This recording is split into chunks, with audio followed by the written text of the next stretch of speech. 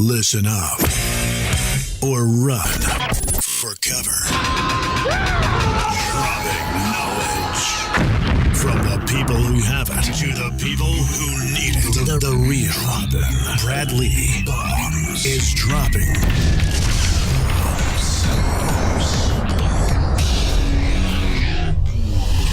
What it is, Brad Lee back again with another episode of Dropping Bombs. Today in the studio, I got a badass you may have heard of, Yahya Bakkar.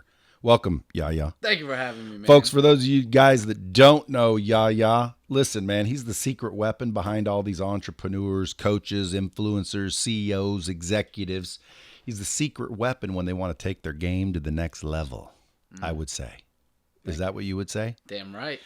You kind of coach the coaches, show them how to raise their game, their speaking game, their freaking coaching game, their influence game, and the whole 9 yards. Yep. Now, you probably never heard dropping bombs before. So let me just explain, okay? We're just going to shoot the shit a little bit, right? Talk about challenges, situations, things that you notice about the world, how maybe stories about yourself and how you overcame them. And then the bomb squad, they just pick up the little nuggets we drop and apply it to their own life. And boom, next thing you know, dude, I start getting emails and DMs about how freaking what we talked about changed someone's life. Literally. Love it. So that's all we're doing, man. And if you say something really impactful, I drop a bomb like that there. And then people listen up, because that means listen up, fool. What he just said or what I just said is something that they better pay attention to, because it applies. And that's the thing. It's like too many entrepreneurs and business owners are out there struggling and they don't understand, which is why I started Lightspeed a long time ago. I want to get the knowledge from the people who have it, like you, to the people who need it, because then we're going to live in a more successful world. My dad was a hard-working son of a bitch his whole life, dude. Ethical, hard-working. You ever hear people say, all you got to do is work hard? It's fucking bullshit. It's not true.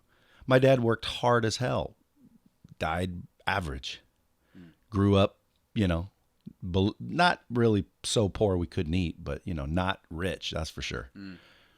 Worked hard, ethical, integrity, did the right thing, did everything he was supposed to do, didn't ever get anywhere. Why?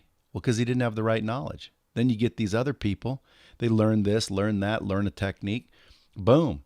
Now they're doing good, But why didn't he? Well, that's the reason. In my opinion, it's because they didn't have the right knowledge. There's businesses going out of business because they didn't know how to close a deal. They didn't know how to secure funding. They didn't know how to build relationships. They didn't know how to drive traffic. They didn't know how to build their brand like you would have helped them do. How many people have you helped that tripled their income after they've worked with you? Oh, dude. So... Hey, pull that up there a little bit, just so we can hear that right freaking voice. Oh yeah. Can you hear me now? They're gonna think that's a sound effect. No, that's straight vocal. That's Yahya right here.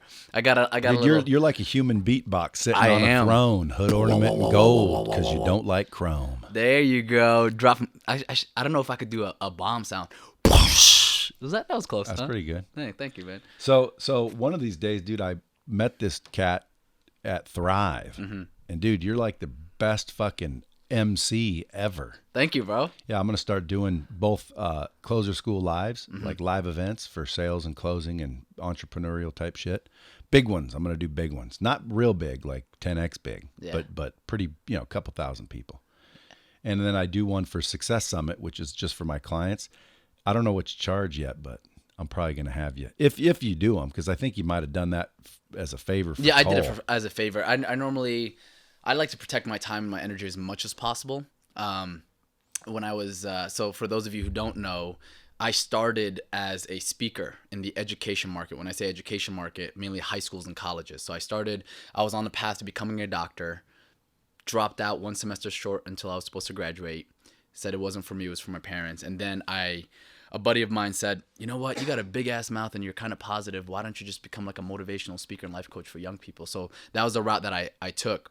And when I did that, I went all in. I had $50,000 of debt, no degree, no job, staying at my friend's house, and I had only $47 in my bank account. And I found 2 programs online. So speaking of knowledge and the value of knowledge, I am living proof that without knowledge, I would be nowhere today. So I found 2 programs online. One was by a guy named Tony Robbins. I'm sure we're all familiar with him. Client of mine, by the Yeah, way. yeah. Just so you know. Tony Robbins is You want me to awesome. call him? You should. We should have a conversation. And the other was a program called Youth Speaker University. And so the total of the programs combined was $9,000. So I'm like, yo, how the hell am I going to get $9,000? And then there was a video on YouTube called by Tony Robbins, says resources versus resourcefulness. And basically the point is, it's not about the money that you have or the amount of money that you have. It's all about whether you're willing to be resourceful to figure out a way, your energy, your stamina, all that kind of stuff. So I was like, you know what? I'm going all in. And I started cold calling a bunch of people who I haven't talked to in years, like 20 years or so. I said, hey, I don't know if you remember me. They don't remember me. But my name is Yahya. I want to become a motivational speaker and life coach for young people. I just need $9,000 to fulfill my dreams. And I just kept getting people hanging up. And then 2 people who I've known, they said, you know what? You're a good dude. I'm going to take a stab at you. So they gave me about $4,000 total. And then I got 2 jobs, one as a waiter, one as a chiropractor's assistant.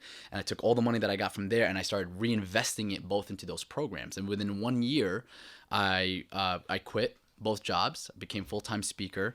I had over 40 speaking engagements that year. And I was the youngest graduate in Tony Robbins' coaching program. Wow. And so I did that.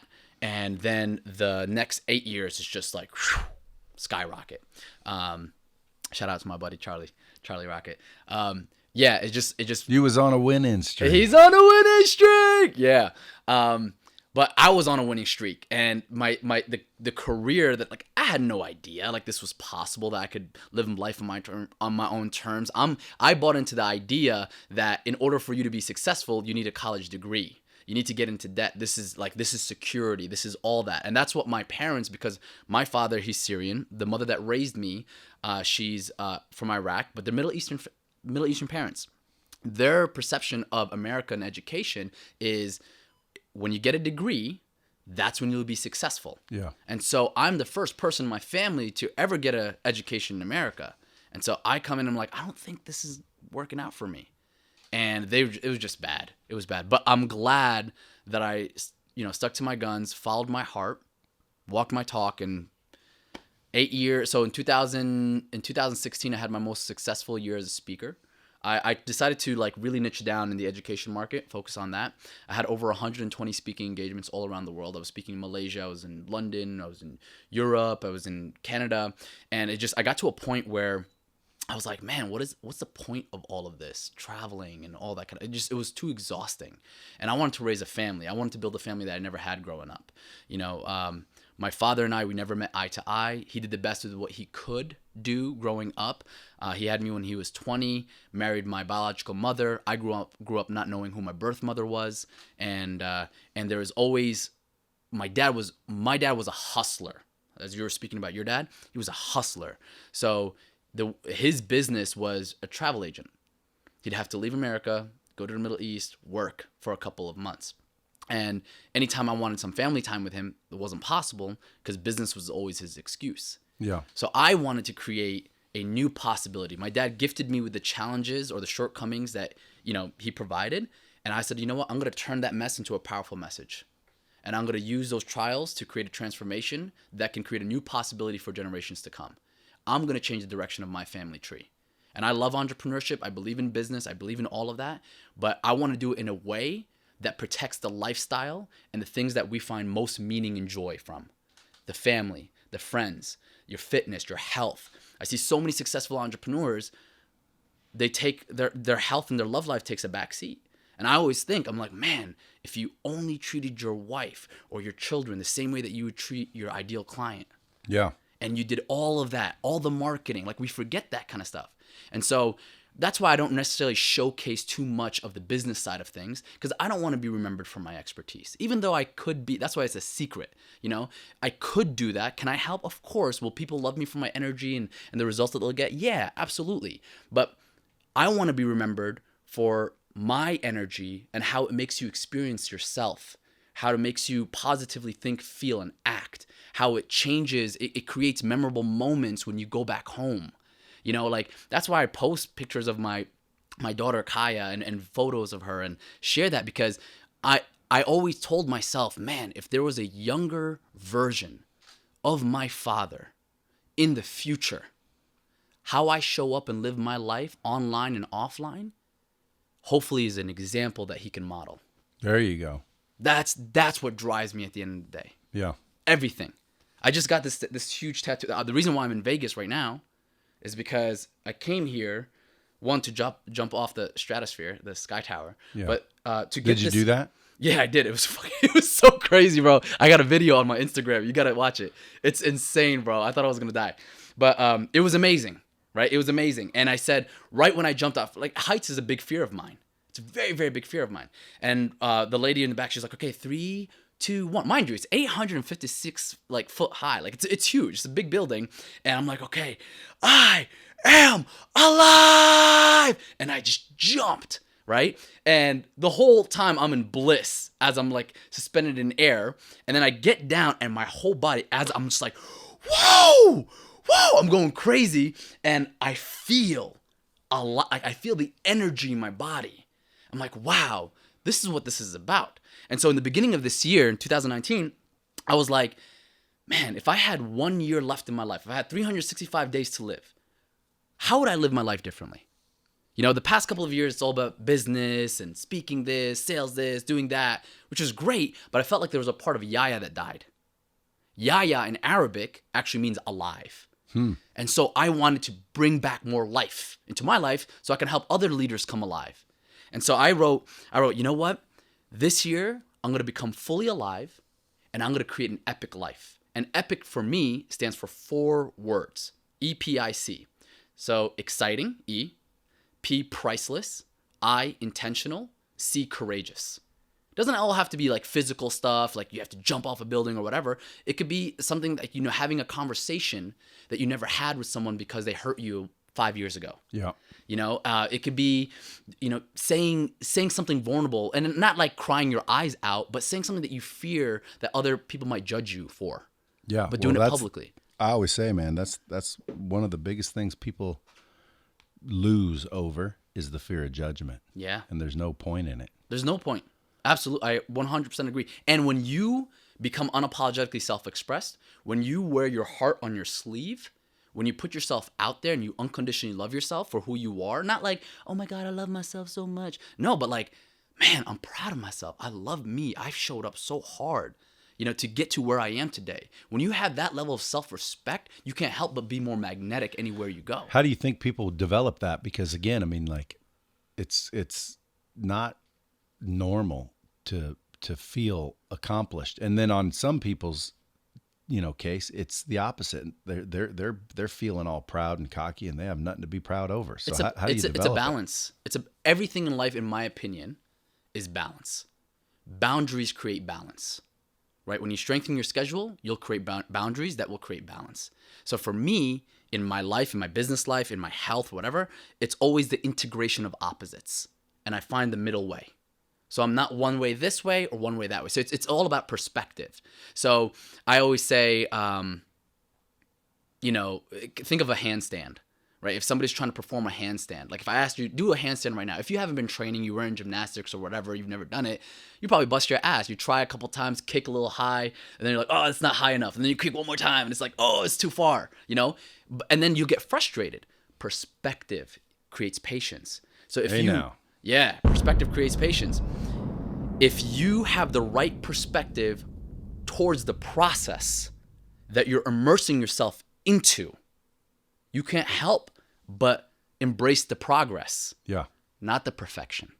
And I think many people in this day and age, they are seeking for perfection. And so that's why there's an extreme. The extreme is, oh, I can't congratulate myself now, or I can't be happy with what I've achieved because I'm not to the level where I want to be now. That's me right there. Right. And I think, like, that's, you know, if it works for you, cool. For me, that would never work for me. No, I don't like it. Exactly. It's like people come in here and they're like, holy shit, dude, congratulations. And I'm like, what? And they're like, you know, dude, don't be humble. And I'm like, bro, I got so far to go. I haven't done shit yet. And I literally believe that. Yeah. Which is a problem. Yes. I'm glad that you see it as a problem, because here I am looking at you. I'm like, wow. Like, what I would challenge you to embrace is the fact that you did do a lot to get here and you're still going. Yeah. Right? So if I'm climbing Mount fucking Everest, I'm not going to, and I get to the middle, I'm going to look back and be like, whew, man, came a long way. I almost passed that right there. But I'm glad I'm alive. I'm glad I'm here. And guess what? We got a few more hours to go, a few more days to go, but let's go. Let's do this together, team. Let's go. Come on. Right? So now the journey becomes an amazing part of the process. I know it sounds cliche, it's not about the destination, it's about the journey. But there's a lot of truth to that, and I feel like if you have the right perspective. If you have the right perspective, if you have the right vision and the right support system around you, that to speak to your other point of like the people who are quote unquote entitled, or you're proud for no reason. Yeah, like I don't believe in that either. Like I'm at the end of the day, like results speak for themselves. Yeah. Right. So it's like, be proud if you're not, like own, like you've heard the saying, fake it till you make it. Complete bullshit. I've heard someone say, face it till you make it. I like to say, own it until you become it. So own your shit, whether they're weaknesses or strengths, own them.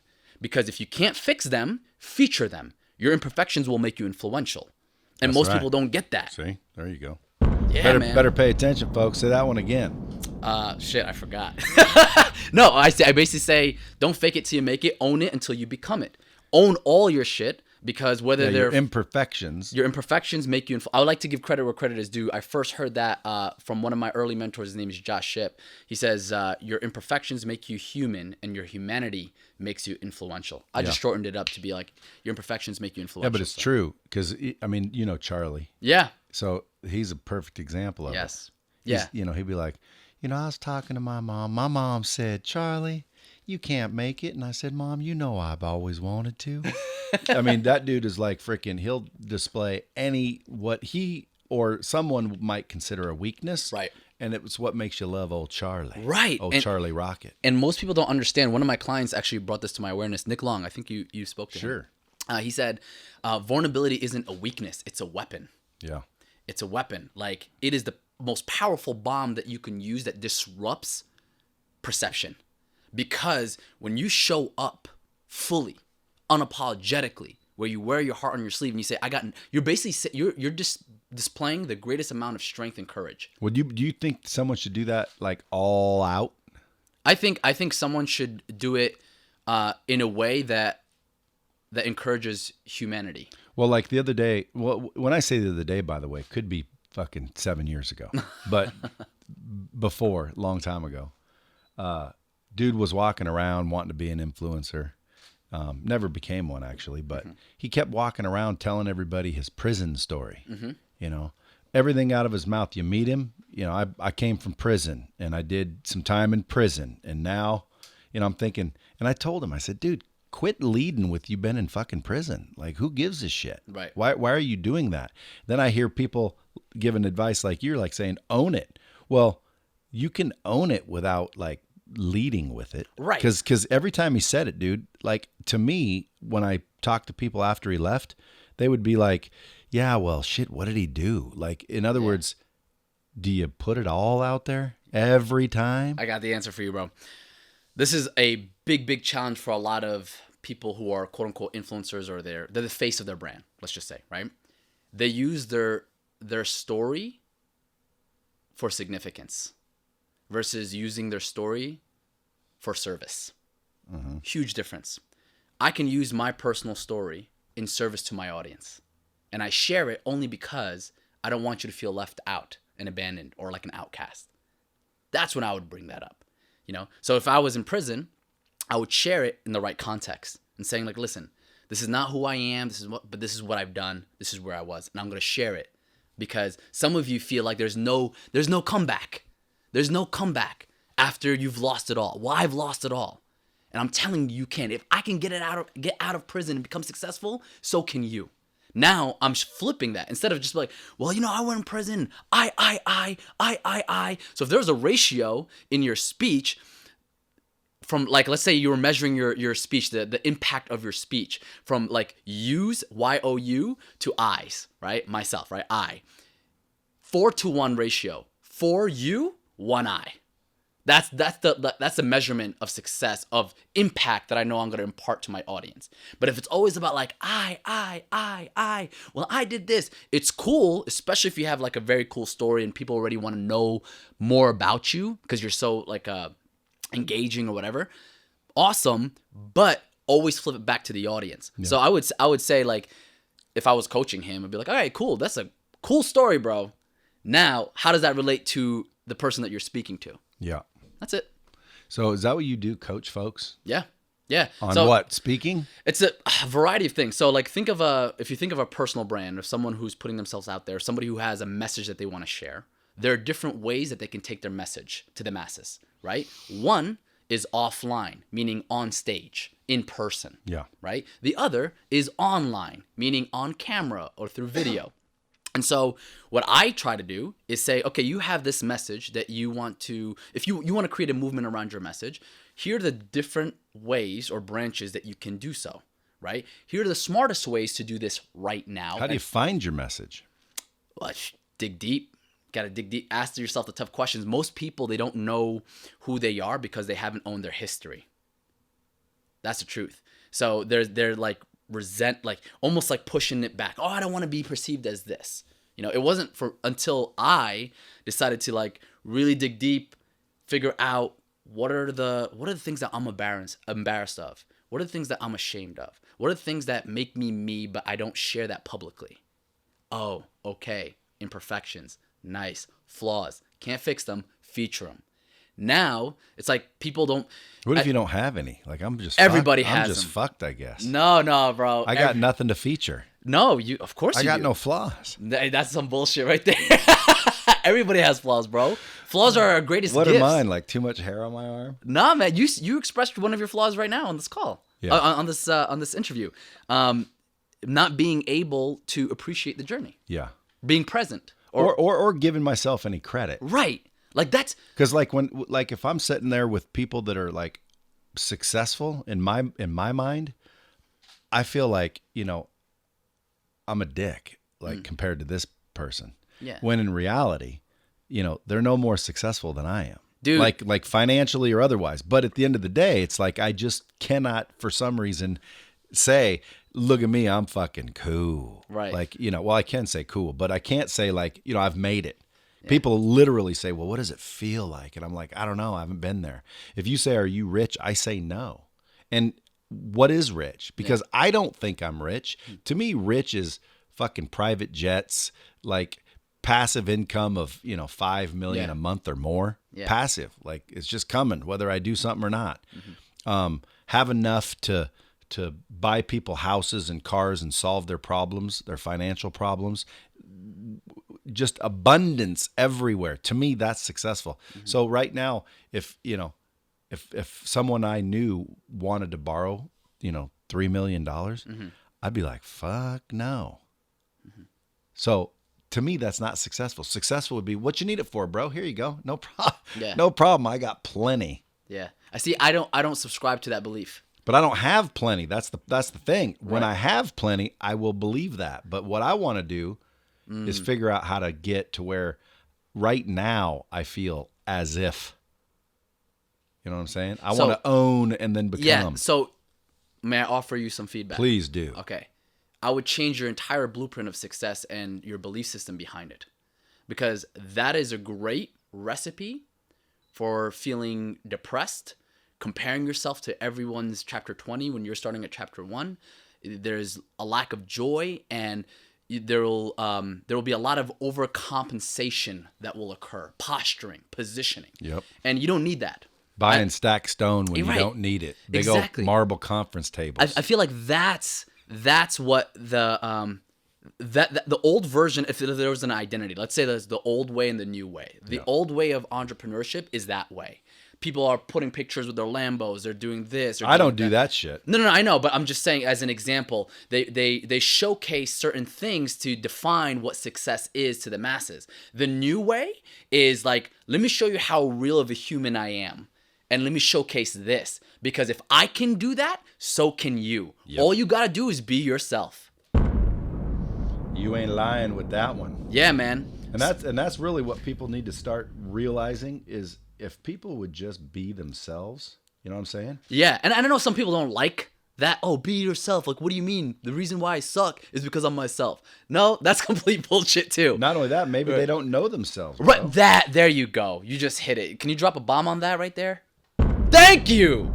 Because that was some bomb shit right there. You know, a lot of people keep asking when they come to do podcasts, they're like, I want my own bomb over there.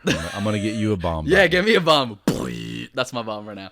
But yeah, man, you hit it on the nose, bro. It's most people, they don't know themselves because they haven't discovered or embraced the past or of who they are. Yeah. You know, I've done a lot of personal development work on myself. I needed to, not because it was cool, because I read a bunch of books or whatever. Like, I've been into this stuff since I was 14 years old. Okay, so if you had a kid and you were getting ready to die tomorrow, yep, you could only tell your kid 3 things to make sure that their life was as wonderful as it could be, but you could only give them 3 lessons, 3 values. What would they be? Love yourself unconditionally. Yeah, I'm going to write these down. Love yourself unconditionally. Become unapologetically self-expressed. And earn what you want in life. You don't believe in getting it handed to you? Hell no. You sure? Hell no. Everybody's so, when they see me how I like love my daughter, they're like, oh my God, he's going to spoil her. He's going to spoil her. No, I'm not. Well, I can show affection while she learns achievement. Well, let me ask you this. So if someone were going to hand you $100 million, or you could earn $10 million, which would you do? I would earn it. You wouldn't get it handed to you. I wouldn't know. I would earn it because here's the thing. Like the lottery. It's the lottery mentality, right? Hey, I'm going to make money. I'm going to be rich. Da-da-da. I know one of my best friend's father won the lottery. Like, hit the jackpot. And he lost it within a year. I would rather adopt the mindset of success versus the material version of the success. Well, don't you think you could learn by losing just like you can by winning? 100%. Well, then why wouldn't you take 100 million, lose 20, learn your mistakes, and then stop at 80 and be way ahead? Because I would rather feel the feeling of earning that. Like, nobody just gave it to me. Who cares? I do. I know, but that's the question, Yahya. You got to figure out, where'd you get that from? Yeah. Because there is where I'll disagree on. Yeah. I disagree with anyone that ever says that, and a lot of them do. Because I think as kids, we were taught that. Yeah. You were probably taught you have to earn it. Okay. When in reality, as long as you have it, what does it matter? Like if you said, dude, I'll give you 100 million, or you could bust your ass for 10 years and earn 10. I'll take the 100 million.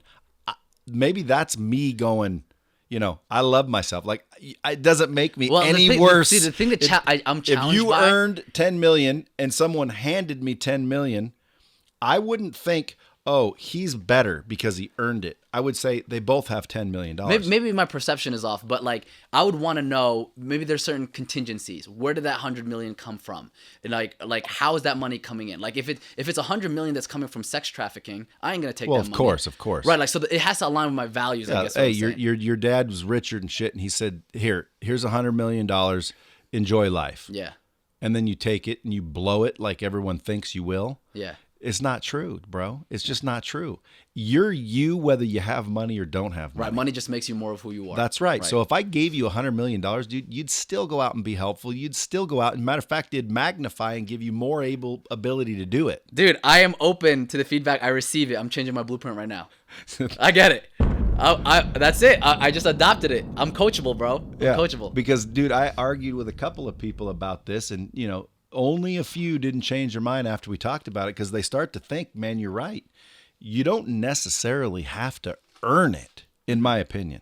Now, you still have to be good, right? Because like the lottery winner that loses everything. Yeah.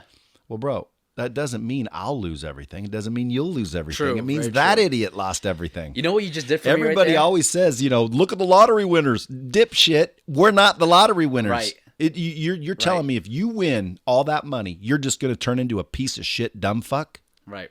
Is that what you're saying? No. But here, what you just did for me right there was, so I never wanted to get married because my dad got married 11 different times to 11 different women. Damn.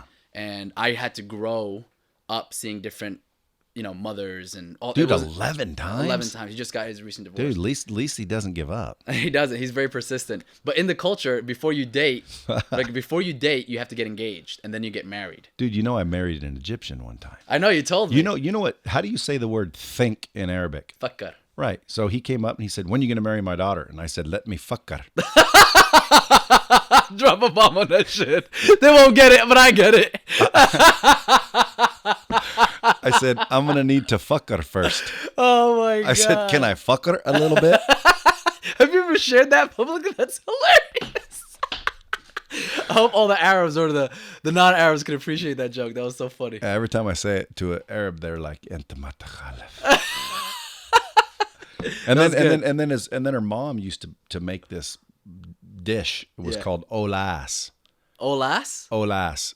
It was just some Arabic dish. I'm sure you have. Maybe I'm saying it wrong, but it sounds like olas. Yes, that's what I'm because hearing. he's like, "When are you going to marry my daughter?" And I said, "Well, let me fuck her first." And he said, "Okay, come on over and eat my wife's olas." And I'm thinking, man, this is a crazy family. Olas. Like, this is crazy. I don't know. I have to figure out what olas is, but that shit is funny, man. So going back to what I was saying, what you did for me there when it comes to the business blueprint was By the way, you have to leave at 10:30? yeah. All right. What time is it now? 10:18. Okay, cool. What you did for me there was you shifted my perspective on a definition that I've held closely for so long. So marriage was like that for me. I never wanted to get married. I'm like, look at the statistics, over 50% of divorce, blah, blah, blah, blah. And then my girlfriend, who's now my wife, was like, and I've been with her for over 15 years now. And she looks at me and she's like, "Well, Yahya, I understand that, but they're not you. How do you want to define marriage?" There you go. And I was like, oh, shit. See, we're going to give her a bomb. She's She ain't amazing. even here. Kate, yeah, she's amazing. But dude, same concept. Yeah, it's the same thing. And thank you for that. I received that gift completely. Sure. Sure. My pleasure. Yeah, dude. See, that's why they call it dropping bombs, bro. I'm dropping bombs. And there's someone in the truck that was agreeing with you. Now they're like, son of a bitch. Yeah. There's too many people won't ask for help too. Same reason. Mm-hmm. Someone says, don't ask for help. You can't do it yourself. Don't do it. And blah, blah, blah, blah, blah. Fuck, I'll ask for help. Yeah. There's nothing wrong with getting help. Mm-hmm. It's called a coach. Do people come to you for coaching? Yeah. Do you laugh at them because they're asking for help? No, absolutely not. Dude, anyone that doesn't ask for help is foolish. Yeah. And there's parents that literally teach, especially their sons, you know, "Oh, my son, he's going to be strong. Yeah. I'm going to teach him that he doesn't need anybody. And he better earn everything. Otherwise, don't do it." And I know a lot of dudes that like literally, well, it ain't like people are walking around handing out $100 million, but I know people that would literally not do it with the wrong mindset, the wrong perspective. Here's what's crazy, dude. If you think about like life in general, you take people like me and you versus someone that's living on the street or, you know, lives in a 1-bedroom apartment, can't seem to freaking get it together. What's the difference? What do you think the difference is?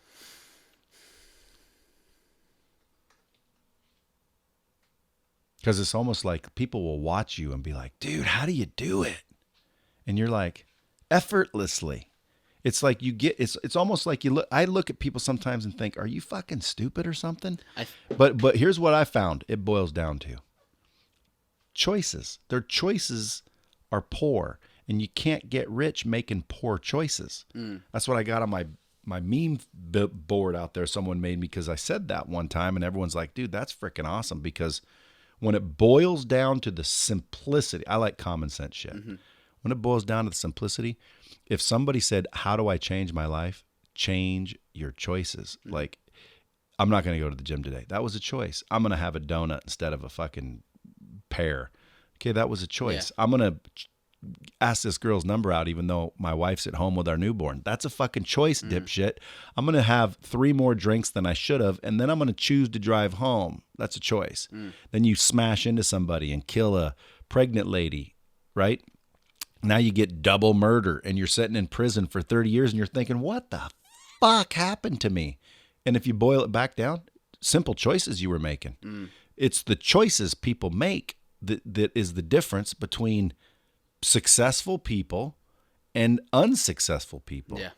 So I'm trying to figure out a program that'll just teach people how to make good choices, because I think inherently it's in us all. We all know good choices and bad choices. The question is why is it we do it? I think what influences, so I was going to say behaviors that you said choices. So I was going to say behaviors. And I think what influences behaviors is belief systems.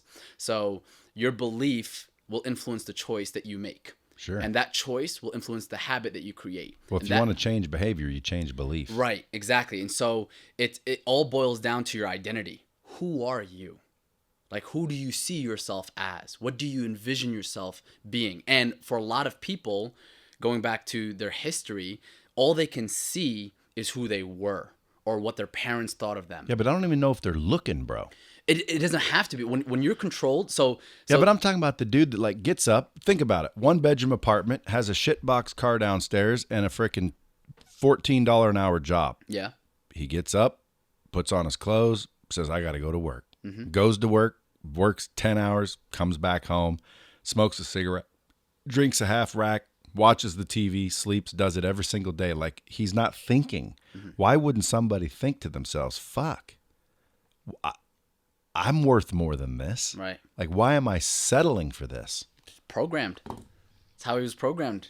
If nothing disrupts his current livelihood or his identity, nothing's gonna change. Nothing change if nothing changes. Yeah. Right. So like, there needs to be some form of disruption or destruction. That's how Tony Robbins talks about pattern interrupts.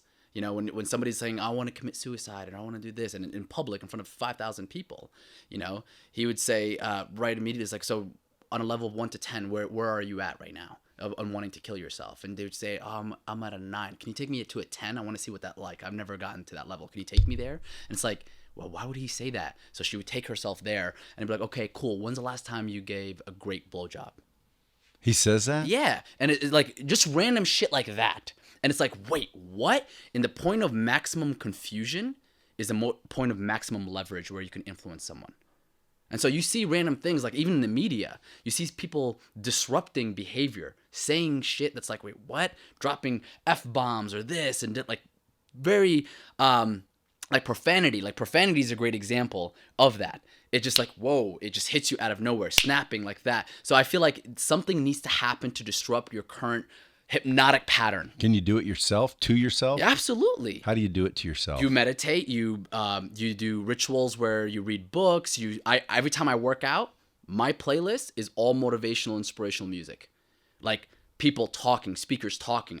When I'm going to the gym, I'm not just building my body, I'm building my mind. How often do you go? I go 5 times a week at least. What do you do? I do three different trainings. So Monday, Wednesday, Friday, I do a full body split, and then Tuesdays and Thursdays, I do mobility. So depending on what my quarterly goals are. So you're in there for hours? No. I'm in there probably like an hour a day, 90 minutes max. I just go in, I structure it, go in, focus. It's without the gym, I lose myself. My mind goes all over the place. Yeah. So the gym is like my anchor, my therapy. Keeps me grounded for the past 15 years. Yeah. Well, it definitely clears the mind. The more sound your body, the sound your mind. That's a fact. Yeah, man. Yeah. I don't see why. If you go watch some of my I have another little thing I do on occasion called Bottom Line, and I told people that are in better shape get more opportunity than fat people. Mm-hmm. Would you agree? I agree. So it's like when someone perception is realer than reality itself. Yeah. So this is what I just don't get. It's like, I understand if you don't want a 6-pack, that takes serious discipline and serious, what I call commitment and sacrifice. Mm-hmm. So the reason I don't have a 6-pack, dude, I don't give a fuck that bad. Mm-hmm. Like, dude, if I want to have fucking ranch dressing, I'm going to have ranch dressing. Right. Like, dude, I don't want to die living on salad. Mm-hmm. Right. So I don't care that much. But if I got to be where I was a round person, where like, dude, you're round. What makes people not like snap out of that? Their environment. Do you think it's the fact that they don't love themselves deep down? I think subconsciously, this is what I truly believe. Subconsciously, we lie to ourselves our whole fucking life. Procrastination, promises unkept, lying, cheating, stealing, whatever the fuck you've done your whole life. You've done it, right? Mm-hmm. You're not hiding from yourself, bro. See, let me say that again. You ain't hiding from yourself. Right. So everything you've done, whether it was, when you were 4 or whether you were 40, I think deep down your subconscious mind has a little part that judges you. And yourself thinks, I'm not worth fitness. I'm not worth money. I'm not worth this shit because I'm a piece of shit, basically. Why? Because I've done all these things these whole years. And people don't even realize they think it. But deep down, subconsciously, I think they don't think they deserve anything better. And that's why they never reach out for it. Yeah.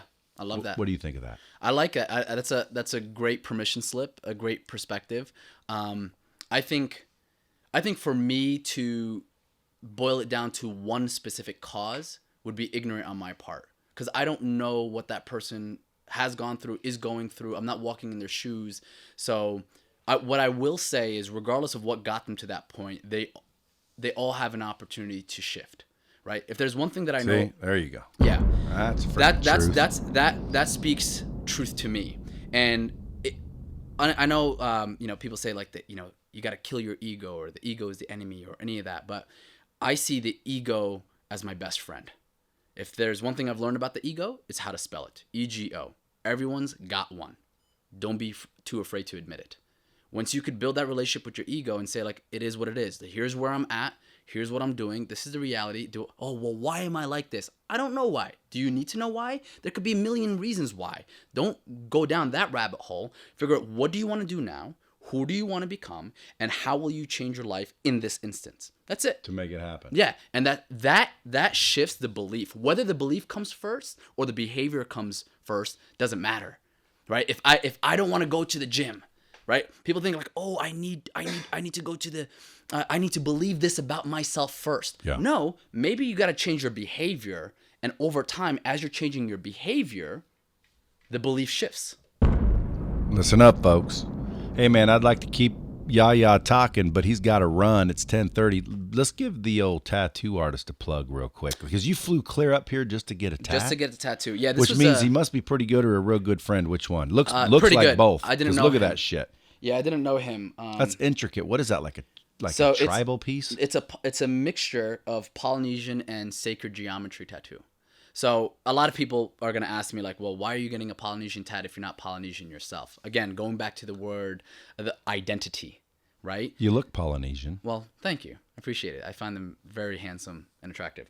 But what I will say is, for so long of my life, I never knew who I was because I was trying to fit in places that I didn't belong. It's like trying to fit a square peg in a round hole. I'm 30 now. I'll be 31 in April 15th. In the last 30 or so years, I've learned I've learned to realize that a sun can only shine. That's what it's here to do. Whether it's cloudy, whether it gets dark, that's not the sun's fault. It's the atmosphere. It's the Earth's rotation. I realize for me, like, who I am is a warrior who wears his heart on his sleeve. So this piece symbolizes, and I'm getting my chest done today, I call this the warrior's heart, which is an armor of love. I want to protect innocence in people. One of my personal missions is to embody the ways of a child, but the wisdom of an elder. And so this is a great example of the two opposites intersecting. The integration of masculine, feminine, child, adult,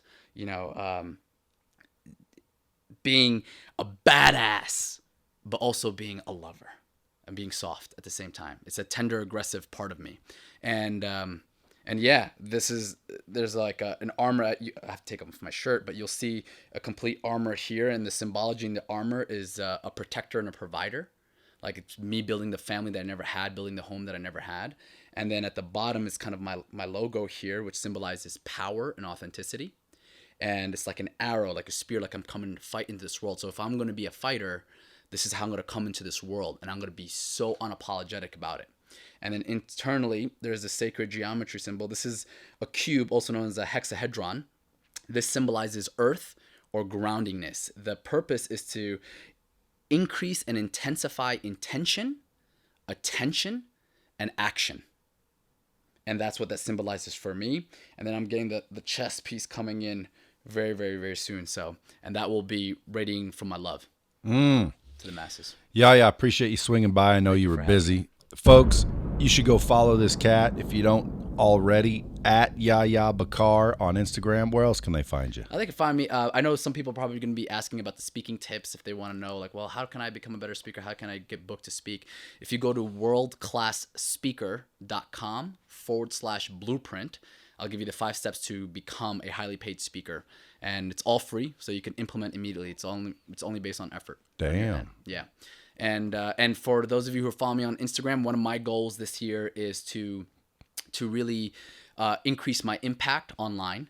And right now, the main channel that I'm using, the main platform is Instagram. So if you guys find me on Instagram, it's the spelling can be tricky. So it's YAHYA, then B as in boy, AKKAR.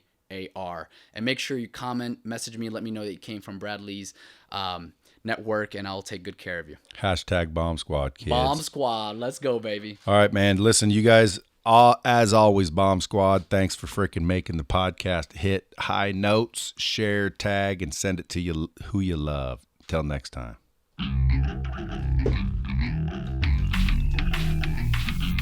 Awesome, bro.